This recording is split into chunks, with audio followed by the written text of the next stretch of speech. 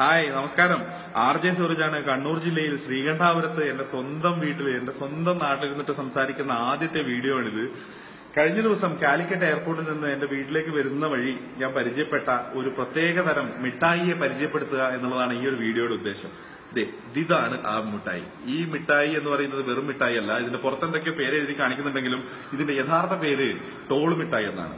Toll മിഠായി എന്ന് പറയുന്നത് നിസ്സാരമായിട്ടൊരു മിഠായി അല്ല, വെറും മിഠായി അല്ല. ഈ മിഠായി എന്ന് പറയുന്നത് ഒരു പ്രതീകമാണ്.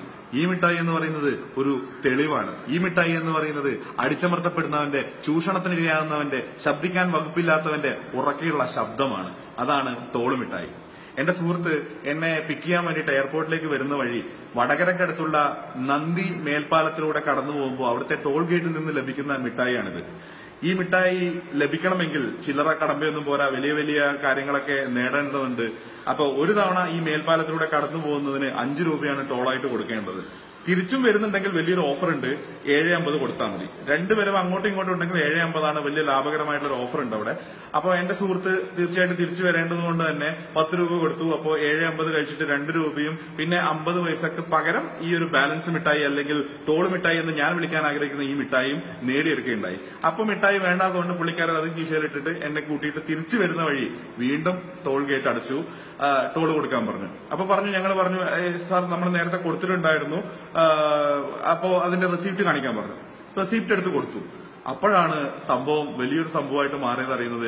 ആ റെസിപ്റ്റിൽ 7.50 പകരം 5 രൂപയായിരുന്നു പ്രിന്റ് ചെയ്തിട്ടുണ്ടായിരുന്നത്. ഫലത്തില് ഈ തിരക്ക് പിടിച്ചിട്ട് പുറത്തേക്ക് കൈയിട്ടിട്ട് റെസിപ്റ്റ് വാങ്ങിയിട്ട് പോകുമ്പോ 7.50 കൊടുത്ത ആൾക്കാർക്കൊക്കെ 5 രൂപയുടെ റെസിപ്റ്റ് ആയിരിക്കും മുറിച്ചു കൊടുക്കുന്നുണ്ടാവുക.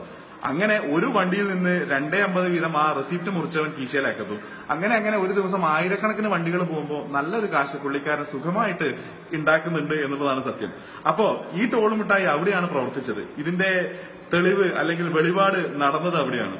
ആ സമയത്ത് കീശയിൽ നിന്ന് ഈ ടോൾ മിഠായി കയ്യിൽ തടയുകയും അതെടുത്തിട്ട് കാണിക്കുകയും ചെയ്തു. ഈ മിഠായി ഇത് അവിടെ കാണുന്ന നിങ്ങളുടെ മിഠായിയാണ്. നിങ്ങൾ തിരിച്ചു പോകുമ്പോൾ 7.50 പകരം 50 പൈസക്ക് പകരമായിട്ട് തന്നിട്ടുള്ള മിഠായിയാണ് ഇതെന്ന് പറഞ്ഞപ്പോ അടച്ചിരുന്ന ഗേറ്റ് താനേ തുറക്കുന്നു. പെട്ടെന്ന് ഞങ്ങളോട് പോയിക്കോളാൻ പറയുന്നു. അപ്പോ തീർച്ചയായിട്ടും ഇതുവഴി യാത്ര ചെയ്യുന്ന അല്ലെങ്കിൽ ഇതുപോലുള്ള സമാന സ്വഭാവമുള്ള സമാന ടോൾ മിഠായികളുടെ വിഹാര കേന്ദ്രങ്ങളായിട്ടുള്ള മറ്റു ടോൾ ബൂത്തുകളിലൂടെ കടന്നു പോകുന്ന പ്രിയപ്പെട്ട സുഹൃത്തുക്കളോട് പറയാനുള്ളത്, റെസിപ്റ്റ് വാങ്ങുമ്പോ അതൊന്ന് തുറന്നു നോക്കുന്നത് വളരെ നന്നായിരിക്കും. അതിൽ കൃത്യമായിട്ടുള്ള പൈസയല്ലേ പ്രിന്റ് ചെയ്തിട്ടുള്ളതെന്ന് നോക്കുക. ഇനി അത് നോക്കാൻ വിട്ടുപോയിട്ടുണ്ടെങ്കിൽ ഇത്തരത്തിലുള്ള ടോൾ മിഠായികൾ കിട്ടിക്കഴിഞ്ഞാൽ അത് നഷ്ടപ്പെടാതെ സൂക്ഷിക്കുക, അത് കഴിക്കാതെ സൂക്ഷിച്ചു വെക്കുക. കാരണം ഈ മിഠായി എന്ന് പറയുന്നത് ഒരു വെളിപാടാണ്. ഈ മിഠായി എന്ന് പറയുന്നത് ഒരു തെളിവാണ്. ഈ മിഠായി എന്ന് പറയുന്നത് ഉറക്കെ ശബ്ദിക്കാൻ വകുപ്പില്ലാത്തവന്റെ, ചൂഷണത്തിനിരയാകുന്നവന്റെ, അഴിമതിക്കിരയാകുന്നവന്റെ ഉറക്കെയുള്ള ശബ്ദമാണ്.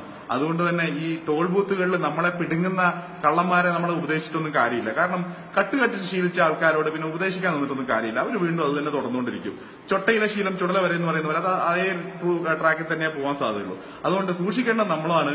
ഒന്നുകിൽ റെസിപ്റ്റ് കൃത്യമായിട്ട് ശ്രദ്ധിക്കുക, അല്ലെങ്കിൽ ഇത്തരത്തിലുള്ള മിഠായികൾ സൂക്ഷിച്ചു വെക്കുക. നന്ദി, നമസ്കാരം.